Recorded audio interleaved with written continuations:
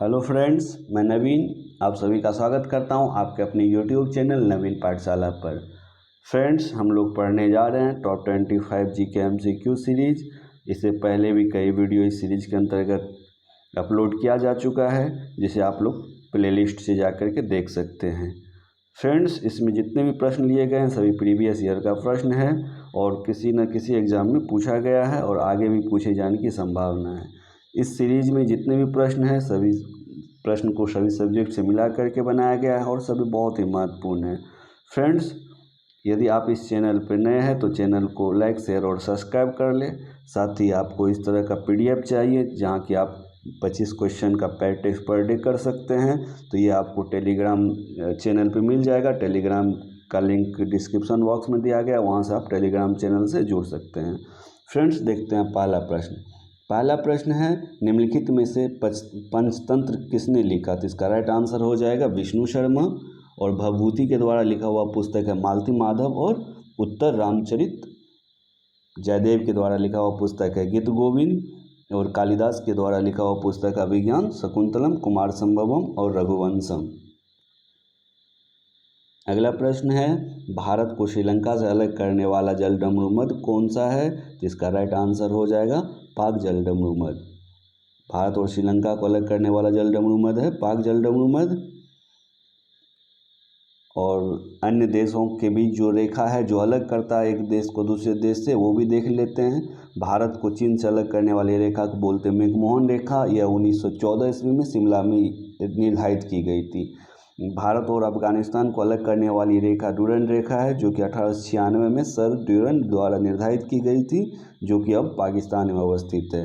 भारत और पाकिस्तान के बीच जो रेखा है जो अलग करती है वो रेड क्लिफ रेखा है, जो 15 अगस्त 1947 ईस्वी को सर जे रेड क्लिफ के द्वारा निर्धारित की गई थी।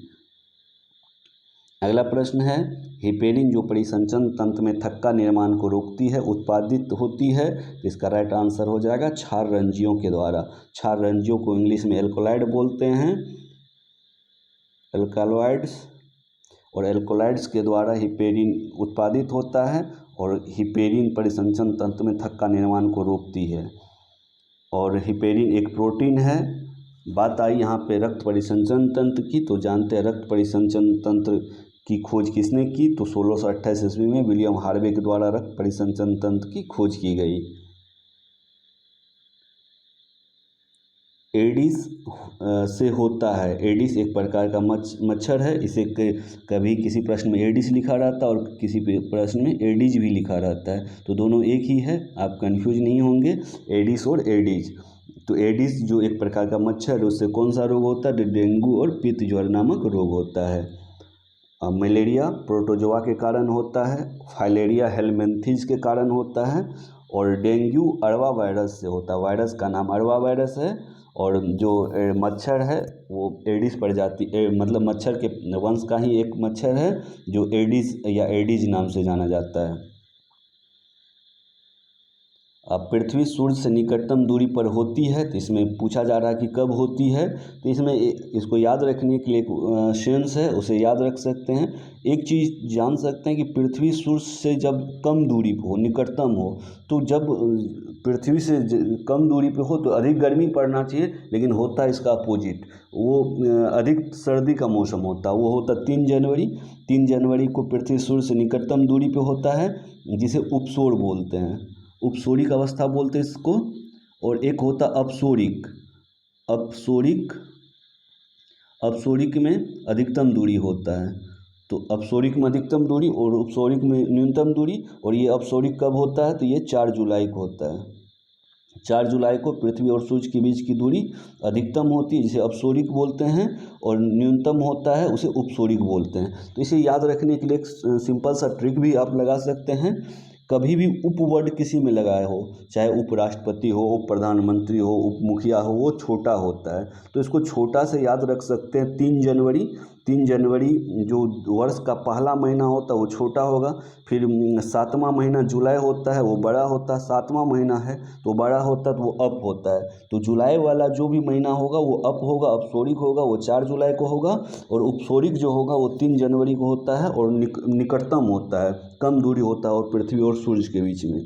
पृथ्वी के परिभ्रमण की दिशा किधर होती है, ऐसा प्रश्न पूछा जाता है तो पश्चिम से पूर्व की ओर इसकी दिशा होती है। और साथ ही परिक्रमा जो जिस वृत्त पे करते हो वह दीर्घवृत्त होता है। और जब यह निकटतम दूरी पर होता है पृथ्वी और सूर्य तब होता है 9.15 करोड़ मील पृथ्वी और सूर्य के बीच की दूरी। और जब अधिकतम दूरी को होता है 4 जुलाई को तो इसकी दूरी होती है 9.45 करोड़ मील। और उपसौरिक और अपसौरिक याद रखेंगे। अगला प्रश्न है बेरेन द्वीप अवस्थित है, तो बेरेन द्वीप का राइट आंसर हो जाएगा बंगाल की खाड़ी। और बंगाल की खाड़ी में ही एक सागर है जिसको अंडमान सागर बोलते हैं। अंडमान सागर में बेरेन द्वीप अवस्थित है। यदि ऑप्शन में अंडमान सागर होता तो वो आंसर हो जाता, लेकिन अंडमान सागर ऑप्शन में नहीं होने के कारण बंगाल की खाड़ी इसका राइट आंसर हुआ। अंडमान सागर भी बंगाल की खाड़ी का ही एक पार्ट है, तो बंगाल की खाड़ी के एक पार्ट होने की वजह से अंडमान सागर भी इसका आंसर हो सकता है, लेकिन ऑप्शन में ऐसा नहीं होने की वजह से बंगाल की खाड़ी इसका राइट आंसर है। साथ ही हम लोग जानेंगे कि पाक जल डमरूमध्य बंगाल खाड़ी एवं बंगाल की खाड़ी और अरब सागर में अवस्थित है। पाक जल डमरूमध्य भारत की यह स्थिति है, दक्षिणतम बिंदु ऐसे है और यहाँ पे पाक जल डमरूमध्य है, तो इधर से अरब सागर और इधर से बंगाल की खाड़ी। तो ये कह सकते हैं कि पाक जल डमरूमध्य जो है बंगाल की खाड़ी एवं अरब सागर में अवस्थित है और यह भारत एवं श्रीलंका को अलग करता है। इधर नीचे जो श्रीलंका है उसे अलग करता है। लक्षद्वीप अरब सागर में अवस्थित है और बंगाल की खाड़ी में नदियों के जल और मिट्टी के द्वारा कई द्वीप का निर्माण हुआ है। निष्पादक बजट की अवधारणा ली गई है, तो कहाँ से ली गई है, बहुत इंपॉर्टेंट क्वेश्चन है। निष्पादक बजट की अवधारणा संयुक्त राज्य अमेरिका से ली गई है। सबसे पहले जानेंगे बजट क्या होता है, तो किसी संस्था या सरकार के एक वर्ष की अनुमानित आय व्यय का लेखा जोखा ही बजट होता है। बात आई यहाँ निष्पादक बजट की, तो निष्पादक बजट क्या होता है, इसे इंग्लिश में परफॉर्मेंस बजट बोलते हैं। तो एक ऐसा बजट है जिसका निर्माण परिणाम को ध्यान में रख कर किया जाता है, अर्थात परफॉर्मेंस को ध्यान में रख के या कह सकते हैं उपलब्धि को ध्यान में रख के, इसीलिए इसको उपलब्धि बजट भी कहते हैं। पिछले साल की क्या उपलब्धि रही, क्या परफॉर्मेंस रहा, क्या परिणाम रहा, इसके आधार पे जब बजट तैयार किया जाता है तो उसे निष्पादक बजट कहते हैं। तो निष्पादक बजट की बात आई तो एक बात प्रश्न पूछा जाता है कि भारत में पहली बार परफॉर्मेंस बजट या निष्पादक बजट कब पेश किया गया। तो ये भारत में पहली बार 25 अगस्त 2005 ईस्वी को, उस समय वित्त मंत्री पी चिदम्बरम थे, इनके द्वारा निष्पादक बजट पेश किया गया या शुरू किया गया। अगला प्रश्न है डायनामाइट की खोज किसने की, तो इसका राइट आंसर हो जाएगा अल्फ्रेड नोबेल के द्वारा डायनामाइट की खोज की गई। परमाणु की संरचना की खोज 1913 ईस्वी में नील्स बोर और इसके अलावा नील्स बोर और रदरफोर्ड के द्वारा परमाणु की संरचना की खोज की गई। न्यूट्रॉन की खोज जेम्स चैडविक के द्वारा की गई और इलेक्ट्रॉन की खोज सर जे थॉमसन के द्वारा और प्रोटॉन की खोज गोल्डस्टीन के द्वारा। तो इसको एक ट्रिक से याद रख सकते हैं, ट्रिक है द गोपचन।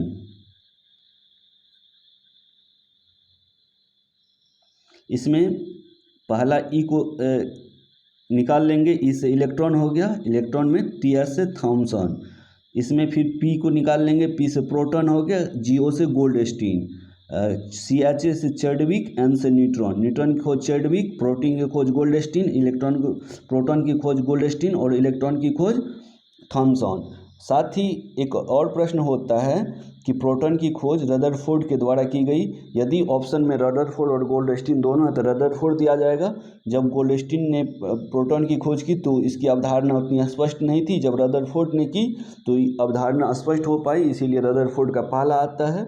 तो अक्सर देखा गया कि या तो गोल्डस्टीन ऑप्शन होता है या रदरफोर्ड होता है। तो इस स्थिति में तो कोई एक ही आंसर देना, जब दोनों हो तो रदरफोर्ड आंसर देना है। अंतर्राष्ट्रीय न्यायालय में कितने न्यायाधीश होते हैं, तो इसका राइट आंसर है 15। अंतर्राष्ट्रीय न्यायालय में 15 न्यायाधीश होते हैं और अंतर्राष्ट्रीय न्यायालय का मुख्यालय हेग नीदरलैंड में है। और अंतर्राष्ट्रीय न्यायालय की स्थापना 3 अप्रैल 1946 ईस्वी को हुई नीदरलैंड के शहर हेग में, और मुख्यालय भी हेग में है। और अंतर्राष्ट्रीय न्यायालय के न्यायाधीशों की नियुक्ति कितने वर्ष के लिए, कितने अवधि के लिए होती है? तो इसका राइट आंसर है 9 वर्षों के लिए। ये भी कई बार प्रश्न पूछा गया है। सांची स्तूप का निर्माण किस शासक ने करवाया? तो इसका राइट आंसर है अशोक। सांची स्तूप का निर्माण अशोक ने करवाया। अशोक मौर्य वंश का एक प्रतापी और महान सम्राट था और बिंदुसार का उत्तराधिकारी था। राजगद्दी पर बैठने से पहले अशोक कहाँ का राज्यपाल था? तो इसका राइट आंसर होता है अवंती का। अशोक ने आजीविकों के लिए बराबर की पहाड़ियों में 4 गुफाओं का निर्माण करवाया था। उनका क्या क्या नाम था? तो कर्ण, चौपार, सुदामा और विश्व झोपड़ी, ये 4 गुफाएं थी। बिंद और सतपुड़ा पर्वत के बीच बहने वाली नदी कौन सी है? तो इसका राइट आंसर है नर्मदा। बिंद और सतपुड़ा के बीच, बिंद और सतपुड़ा 2 पर्वत है और इसके बीच जो नदी बहती है वो है नर्मदा नदी। नर्मदा नदी बिंद और सतपुड़ा के बीच बहने वाली नदी है। और नर्मदा नदी का जो संगम स्थान है खंभात की खाड़ी है। खंभात की खाड़ी में ये गिर जाती है और यह डेल्टा के बजाय एस्चुरी का निर्माण करती है। तो साथ ही इस कॉन्सेप्ट को याद रखेंगे, जो बंगाल की खाड़ी में नदी गिरती है वो डेल्टा के निर्माण करती है और जो पश्चिम की ओर खंभात की खाड़ी अरब सागर में गिरती है वो एस्चुरी का निर्माण करती है। साथ ही ऑप्शन में आए एक नदी है चंबल, इसके बारे में जान लेते हैं। चंबल नदी का उद्गम स्थान मध्य प्रदेश के समीप मध्य प्रदेश में एक मऊ शहर है। मऊ शहर के समीप जानापौ पहाड़ी है, वहीं से इसका उद्गम स्थान है।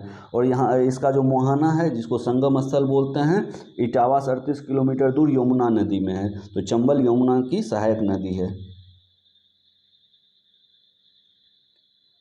किस विश्वविख्यात पर्वत श्रृंग को सागर माता कहते हैं? श्रृंग को चोटी भी कहते हैं, ये शुद्ध हिंदी वर्ड है श्रृंग। तो किस विश्वविख्यात पर्वत चोटी को सागर माता कहते हैं? तो इसका राइट आंसर हो जाएगा एवरेस्ट।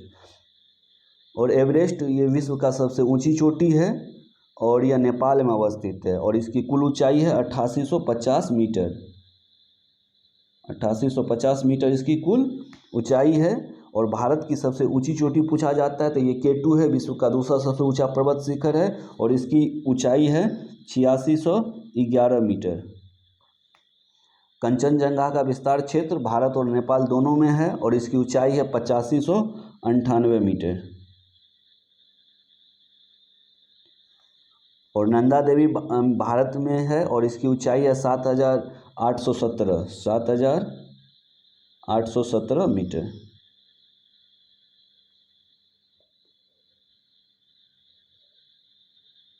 निम्नलिखित में कौन दमन और दीव को अलग करता है? दमन और दीव को अलग करने वाला खाड़ी है खंभात की खाड़ी। और खंभात की खाड़ी और ऑप्शन में जो भी आया है ये नर्मदा नदी, ये दमन और दीव को अलग नहीं करती है, कच्छ भी नहीं और माही भी नहीं, एकमात्र है खंभात की खाड़ी जो दमन और दीव को अलग करती है।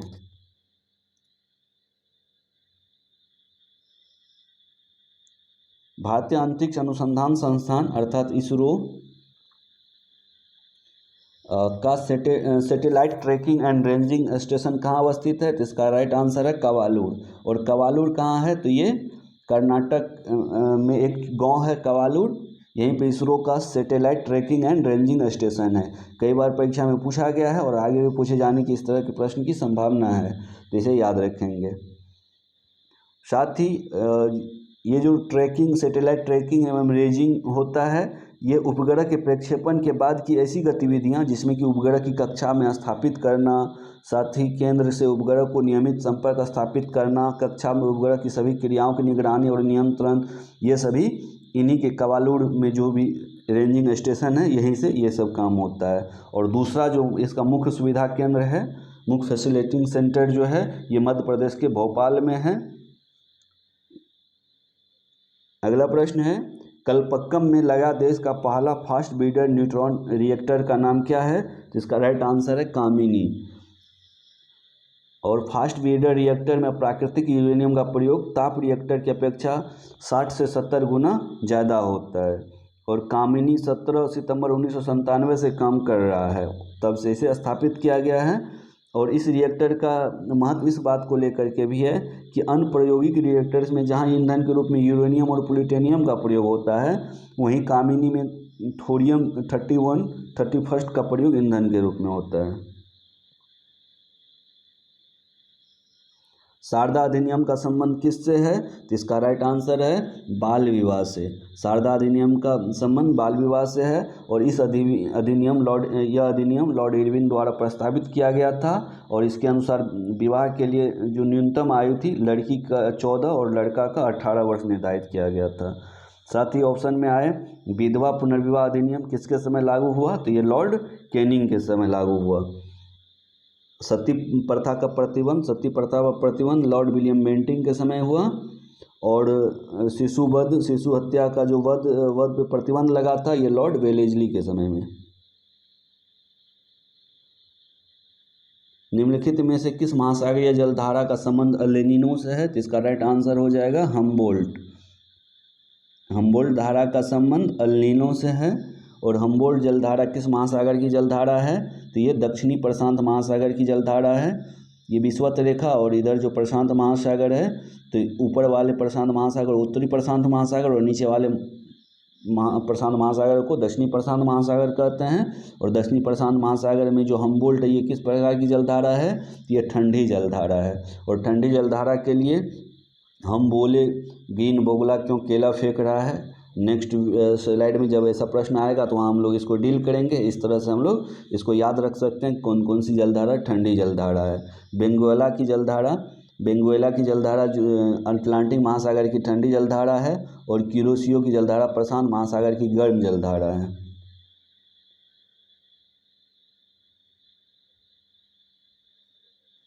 भारत की मुख्य भूमि को रामेश्वरम द्वीप से कौन अलग करता है?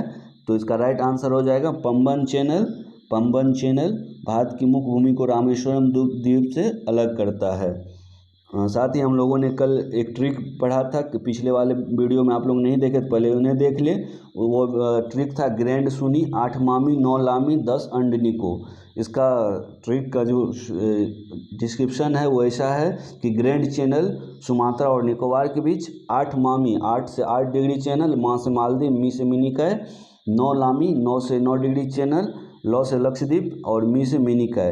10 का ट्रिक था 10 छोटा अंडनिको, छोटा अंडमान और कार निकोबार के बीच 10 डिग्री चैनल।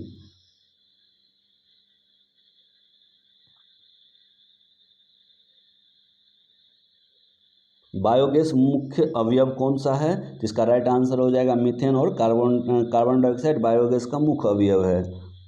बायोगैस एक गैसीय ईंधन है और यह बायोगैस कैसे बनता है? तो गीले गोबर के सड़ने पर जो ज्वलनशील मीथेन गैस बनती है और वायु के उपस्थिति में यह सुगमता से जलती है, तो यही है बायोगैस। और गोबर गैस से जो अवशेष बच जाता है गैस निकलने के बाद, उसका प्रयोग कार्बनिक खाद के रूप में खेतों में किया जाता है।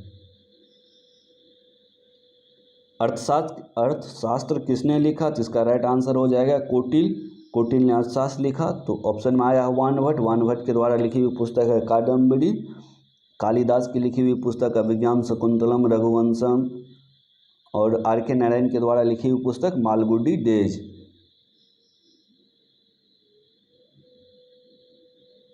भारत का राष्ट्रगान कौन सा है? तो इसका राइट आंसर हो जाएगा जन गण मन भारत का राष्ट्रगान है। और भारत की संविधान के द्वारा 24 जनवरी 1950 को जन गण मन को अपनाया गया, राष्ट्रगान को अपनाया गया। और संविधान कब लागू हुआ? 26 नवंबर 1949 को संविधान अंगीकृत किया गया। और जन गण मन को कब अपनाया गया? तो 24 जनवरी 1950 को जन गण मन को अपनाया गया। निम्नलिखित नृत्यों में से एक में एकल नृत्य है। कौन एक एकल नृत्य है? केवल एक व्यक्ति इस नृत्य में नृत्य करता है। तो इसका राइट आंसर हो जाएगा मोहिनी अट्टम केरल का लोक नृत्य है। साथ ही हम लोग जानेंगे कुचिपुड़ी आंध्र प्रदेश का लोक नृत्य है और भारतनाट्यम तमिलनाडु का और ओडिसी उड़ीसा का नृत्य है। अगला प्रश्न है किल केनाल जोड़ती है। किल केनाल को इंग्लिश में नहर बोलेंगे। किल नहर जोड़ती है। तो किल नहर किसको जोड़ती है? उत्तरी सागर और बाल्टिक सागर। इसे याद करने के लिए एक एजम्पशन कर सकते हैं हम लोग। एक कुआं है, इस कुएं में एक गाढ़ा कुआं है, कुएं में हम लोग बाल्टी डाल करके पानी निकालते हैं। तो ये बाल्टी लटका हुआ है और इस बाल्टी में एक कील रख दिए, तो और कील को धीरे धीरे नीचे उतार रहे हैं। तो क्या क्या इसमें यूज हुआ है? सबसे पहले कील यूज हुआ है, बाल्टी में कील रखा हुआ है, उसे नीचे उतार रहे हैं। तो उतार रहे हैं तो से उत्तरी सागर हो गया, और बाल्टी से बाल्टिक सागर हो गया, और कील से कील नहर हो गया, कील कैनाल हो गया। इस तरह से एजम्पशन करके एक ट्रिक लगा करके अपने माइंड में सेट करके इस क्वेश्चन को याद रख सकते हैं। कील कैनाल किसको जोड़ती हैं? उत्तरी सागर और बाल्टिक सागर को। और इससे भी आसान होगा कि आप मैप पे कील कैनाल को उत्तरी सागर और बाल्टिक सागर से आप विजुअलाइज कर लीजिए, जिससे और इजी वे में याद हो जाएगा। साथ ही मैगेलन जल संधि प्रशांत महासागर और अटलांटिक महासागर को जोड़ती है। मैगेलन जल संधि और बाब अल मंडेब लाल सागर और अरब सागर को, बाब अल मंडेब लाल सागर और अरब सागर को। हिजरी कैलेंडर कब शुरुआत हुआ? तो इससे पहले वाले भी सीरीज में ये प्रश्न आ चुका है। 622 AD को हिजरी संवत प्रारंभ हुआ, और 624 सितंबर 622 को पैगंबर साहब मक्का से मदीना की यात्रा किए थे, जिसे हिजरी संवत के नाम से जाना जाता है। और इस्लाम धर्म के संस्थापक हज़रत मोहम्मद साहब थे, और इस्लाम धर्म का पवित्र ग्रंथ जो है वो कुरान है। निम्नलिखित में से कौन सा वायु प्रदूषण का सूचक है? तो इसका राइट आंसर हो जाएगा लाइकेन। लाइकेन वायु प्रदूषक का सूचक है। साथ ही यूकलिप्टस को पर्यावरण का शत्रु बोला जाता है, और केचुआ को किसान का मित्र बोला जाता है। तो इस तरह से हम लोगों ने 25 क्वेश्चन देखा है, जो कि बहुत महत्वपूर्ण है, आपके आने वाले किसी एग्ज़ाम के लिए महत्वपूर्ण हो सकता है। प्रश्न तो है ही, प्रश्न के साथ जो डिटेल डिस्कशन किया जाता है उनसे भी बहुत सारे प्रश्न निकलने की संभावना है। इस प्रश्न को प्रयास ये किया जाता है जितना सरल से सरल तरीके से हो सके डील किया जाए, साथ ही कुछ ट्रिक, कुछ एजम्पशन करके आपको याद कराया जाए। ज़्यादा से ज़्यादा याद कराने की कोशिश होती है। दोस्तों, आपको इस 25 क्वेश्चन का फिर से कभी प्रैक्टिस करना है तो आप टेलीग्राम ग्रुप से ज्वाइन करके PDF को प्राप्त कर रहे, वहाँ से बार बार इसे प्रैक्टिस करते रहें। साथ ही आप इस चैनल को अभी तक सब्सक्राइब नहीं किया तो सब्सक्राइब कर दें, और नीचे कमेंट बॉक्स में लिखें कि आपको यह वीडियो कैसा लगा, ताकि आगे वाली वीडियो और अच्छा बना सके। मिलते हैं अगले वीडियो में। धन्यवाद। जय हिंद।